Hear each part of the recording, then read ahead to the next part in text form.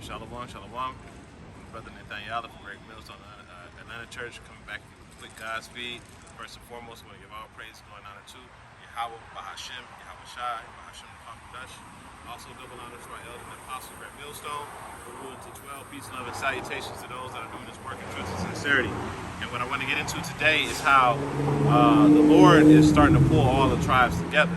You know, I was watching a TikTok earlier today, and what I saw was an Issacharite talking about how he was lied to about the so-called black man, and he was lied to and said that he said that he was told to stay away from them, that they're evil, that they're wicked, that they're this, that they're that. But he said he actually lived in a black neighborhood, in the so-called black neighborhood, and he said that these people were more embracing and more loving than his own people, you know. And he said that so that made him think, is what was saying really true?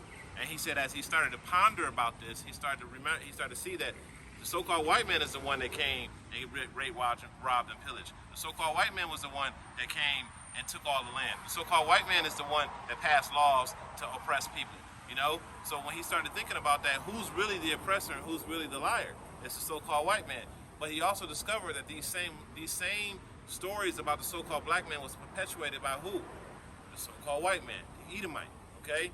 So right now, and then the same thing is happening over in Africa. You're starting to see a lot of Israelites in Africa that were once told, hey, we need to stay away from those black people in America. They're starting to learn, wait a minute. We were told this by the same people who colonized us, by the same people who are oppressing us. They're the ones who told us to stay away from you all and that you all were just these terrible people. But they're the ones that are causing all the mayhem in the world. So I'm going to start off with a quick precept.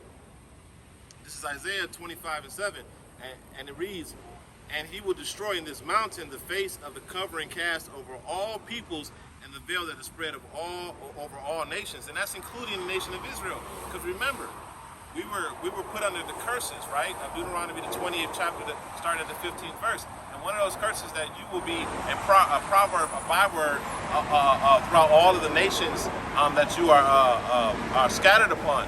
Cursed shall you be in the field, cursed shall you be in the city. So everywhere we go, we're cursed, but the Lord is starting to peel that off of us because we're at the end of Esau's reign. So now you're starting to see the tribes are starting to look, right? And starting to say, well, wait a minute. The so-called black man, aka the tribe of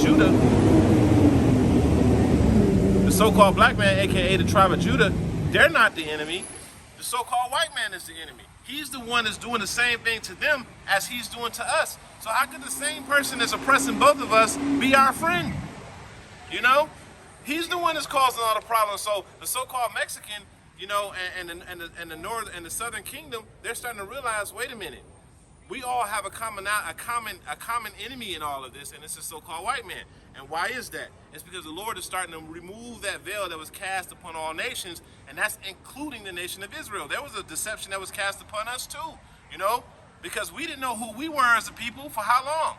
Now we're starting to realize who we are, and the Lord is starting to bring the tribes back together. Because if you remember, if you go into the book of Kings, the tribes, the 10 tribes in the southern and the northern kingdom were split, okay? And now in the end, he's starting to bring them back together. Hey man, I didn't mean to do that. So this is the, it's like it, man, this thing just made me,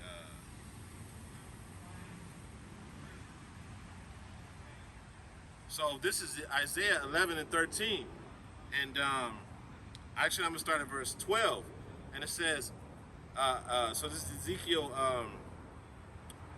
11 and 12, and it says, "And he shall set up an ensign for the nations, and assemble the outcasts of Israel, and gather together the dispersed of Judah from the four corners of the earth." And it says, "And the envy also of Ephraim shall depart." Okay? Because if you notice, Ephraim, which is pretty much a summary of the northern kingdom, right? They envy Judah. You know, if you really look at it, you know, you see them copying what the southern kingdom does. The way, the style of the southern kingdom, the music of the southern kingdom. You know what I'm saying? How the southern kingdom move. They copy that. You know what I'm saying? And that's a form of envy. You know, and it says the envy also of Ephraim shall depart, and the adversaries of Judah shall be cut off. Who is that? The so-called white man. Ephraim shall not envy Judah. So they're going to come to accept, hey, Judah's just Judah. Judah the head tribe. That's just who Judah is. We don't have to envy him because that's our brother. You know what I'm saying? And Judah shall not vex Ephraim. Ephraim is always looking at Judah with the side eye right now. Like them damn niggas over there, you know? But that's starting to go away because they're starting to realize that we have a common enemy, which is the so-called white man, who is the one that is oppressing both of us, okay? And it says, but they shall fly upon the shoulders of the Philistines toward the west, and they shall spoil and they shall spoil them of the east together, and they shall lay their hand upon Edom and upon Moab, and the children of Ammon shall obey them. So these are the things that are coming in the future. You got the Chinese, you got the Japanese, you know what I'm saying, and you got Esau that are going to get their get back by the hands of the children of Israel for what they've done to us. And that's going to start happening on this side, okay? Because you're starting to see it right now, all right? And I got one more precept, and I'm going to go ahead and close out.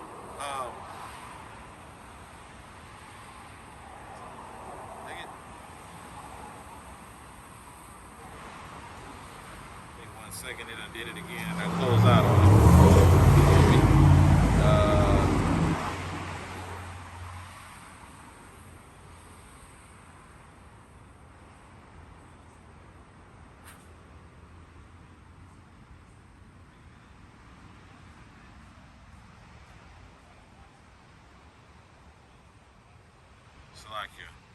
All right, so this is Ezekiel 37 and 19.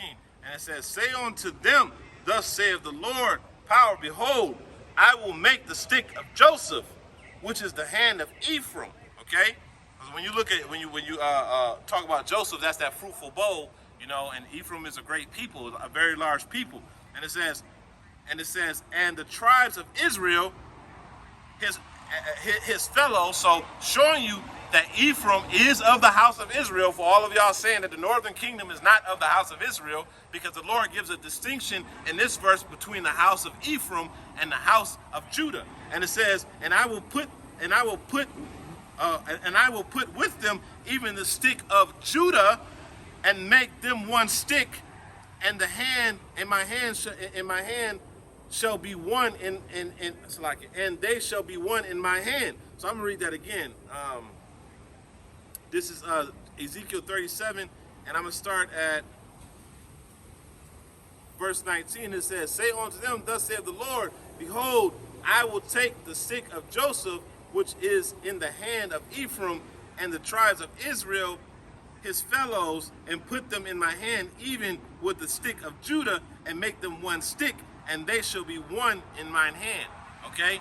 So the tribes, the 10 tribes, that's where you get the 12 tribes chart from, because that's the Lord taking all 12 tribes and mending them back together. And that's happening on a spiritual level and on the carnal level. You don't want to know why? Because the Lord is revealing who the real enemy is, which is Esau, Edom. And as that happens, the 12 tribes are going to start looking at each other as more of a brethren than they are right now, and they're going to start looking at Esau, Edom as the enemy of us, which rightfully so. Okay, so with that, I pray this is edifying God's feet. I'm ended off by giving all praise, glory, and honor to Yahweh, Ba'ashem, Yahweh Shai, Ba'ashem, Ruchah Kodesh, double honors to the elders and apostles of Great Millstone. Until next time, I can say shalom.